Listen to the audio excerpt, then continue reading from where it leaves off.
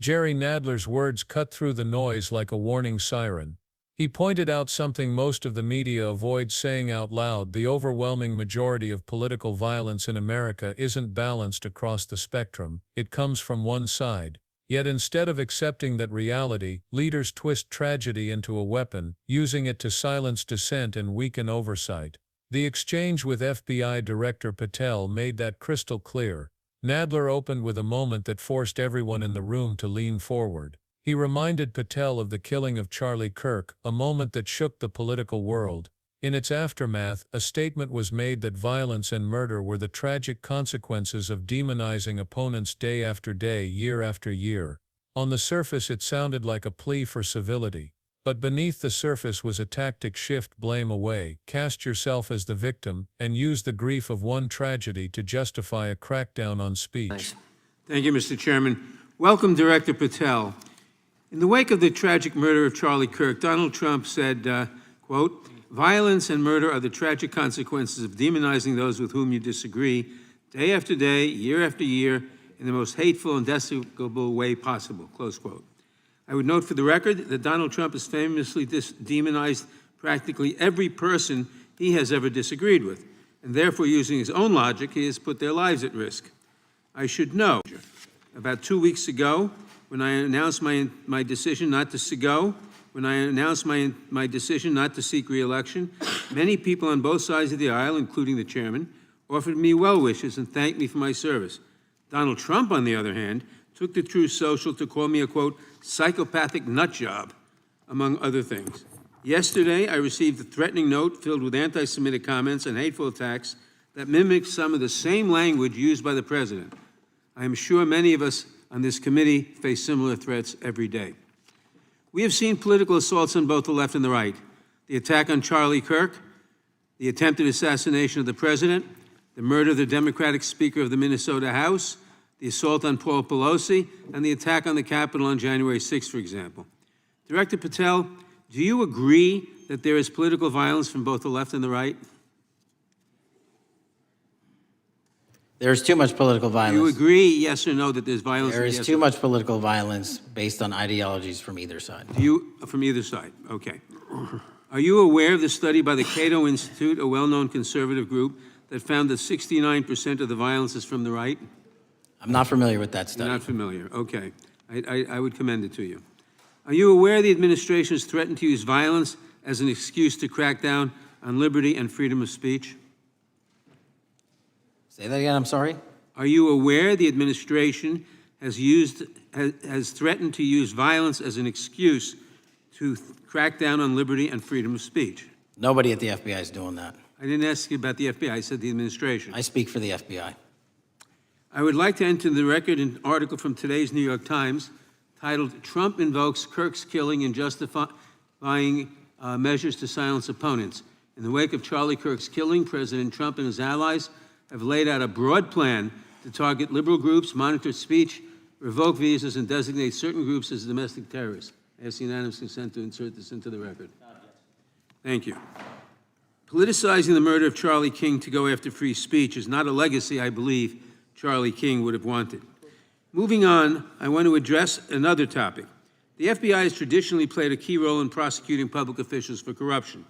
But I fear that at a time when the president is accepting planes from Qatar for his post-presidential personal use, issuing pardons to major donors, and personally profiting from the office of the presidency, the FBI may be abandoning its commitment to investigating public corruption. Since its creation in the wake of the Watergate scandal, the Public Integrity Section has been one of the crown jewels of the Department of Justice, investigating and prosecuting corruption among the nation's public officials and acting as a key safeguard against politicized prosecutions. This section's work has been supported by an elite squad in the FBI devoted specifically to rooting out corruption. But according to reports, the Public Integrity Section has now been decimated, and the FBI's Public Corruption Squad has been dismantled. I would like to submit for the record a New York Times article entitled, "FBI Dismantles Elite Public Corruption Squad." I ask unanimous consent.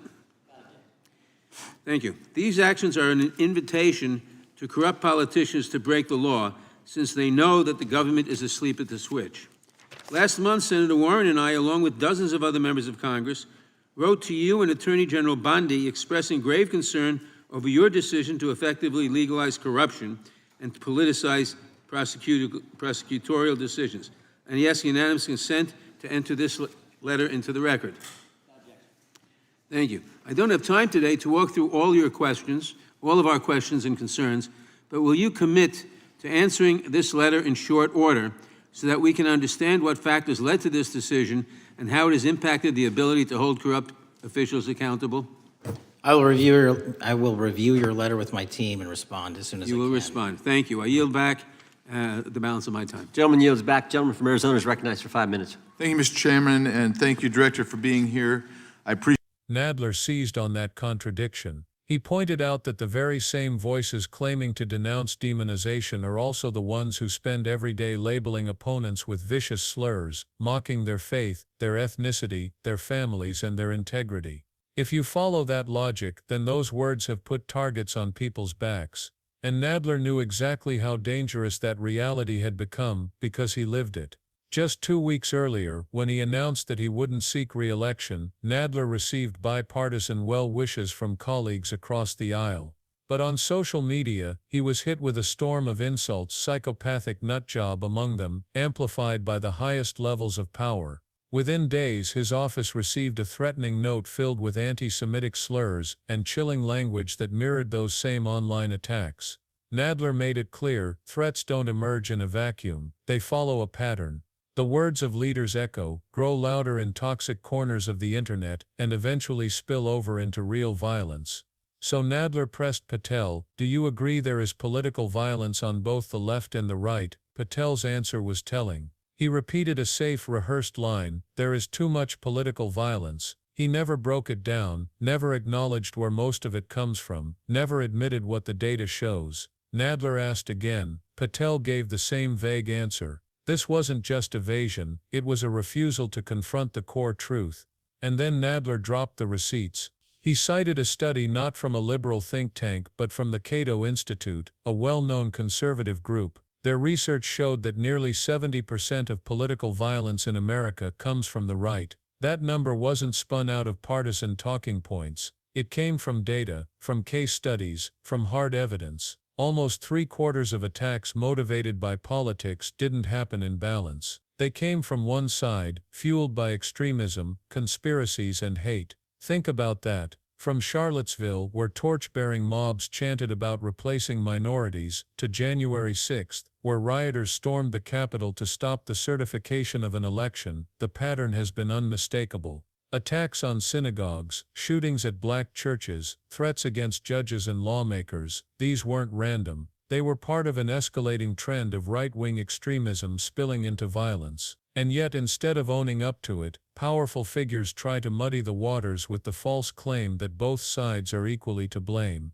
That's the tactic Nadler was exposing. When the facts are too damning, the strategy becomes deflection. Pretend that violence is equally distributed. Pretend that data doesn't exist, and use tragedy as a political tool. The killing of Charlie Kirk was a moment of deep national pain, but instead of focusing on unity, it was seized upon as a justification for sweeping new powers. Plans were rolled out to monitor liberal organizations, revoke visas, label opponents as terrorists, and put restrictions on speech. This wasn't about protecting people, it was about controlling them. It was a way to weaponize grief, to transform mourning into a political crackdown. But Nadler wasn't done. He shifted the focus to another area just as alarming, corruption. He reminded Patel that the FBI had once played a central role in prosecuting corrupt officials, Republican and Democrat alike. The Public Integrity section of the Department of Justice, born out of the Watergate era, was designed as a safeguard.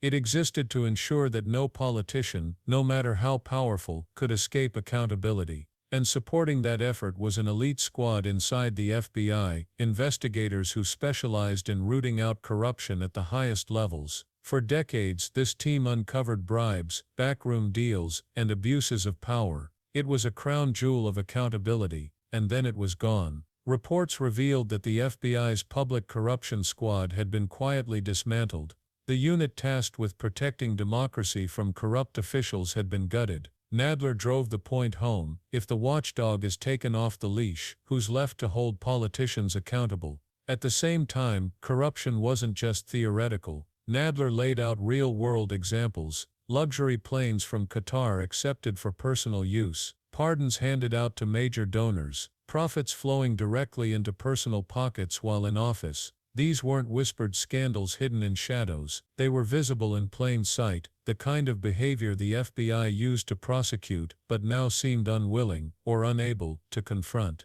To underscore the seriousness, Nadler entered into the record a letter he and Senator Elizabeth Warren had signed along with dozens of other members of Congress. That letter accused Patel and Attorney General Bondi of effectively legalizing corruption. By dismantling the very unit designed to police it, they had left the door wide open for abuse. The message sent to corrupt politicians was clear: the referees are gone, play as dirty as you want. And here's where the danger deepens. Political violence and corruption aren't separate issues, they're intertwined. Violence creates fear, silences dissent, and keeps people in line. Corruption ensures those in power profit from that silence and stay untouchable. Put together, they form a dangerous cycle that eats away at democracy. Nadler's questioning wasn't just about statistics or bureaucratic restructuring, it was about how a nation slowly drifts toward authoritarianism when watchdogs are dismantled and truths are buried.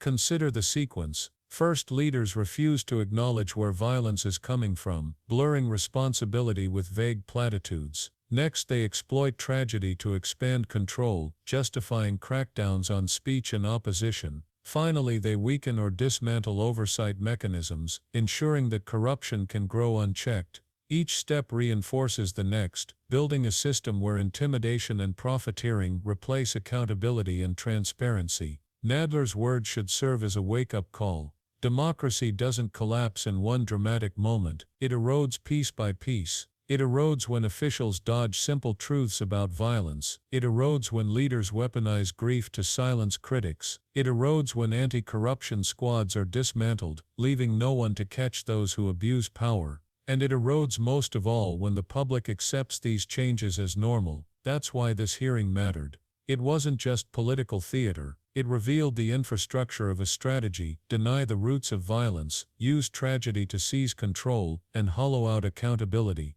And the stakes couldn't be higher, because once corruption is normalized and political violence is excused, reversing course becomes nearly impossible. The irony is that history has already warned us. Watergate created the very institutions now being dismantled. They were built to prevent a repeat of unchecked abuse of power. Yet here we are, watching those safeguards stripped away, replaced with rhetoric that pretends both sides are equally guilty, while one side consolidates control. The question Nadler posed wasn't just rhetorical, it was a test. Would Patel acknowledge reality, or would he play it safe? His refusal to answer directly was more revealing than if he had simply said yes or no. It showed the cost of loyalty to power over loyalty to truth, and it showed how fragile accountability becomes when those tasked with upholding it refuse to speak plainly. For viewers, the lesson is sobering. Political violence and corruption aren't abstract talking points, they shape daily life. They decide whether threats against lawmakers are investigated or ignored. They determine whether foreign gifts to leaders are scrutinized or buried. They influence whether tragedies are mourned or weaponized. And they decide whether democracy functions as a safeguard or just a slogan.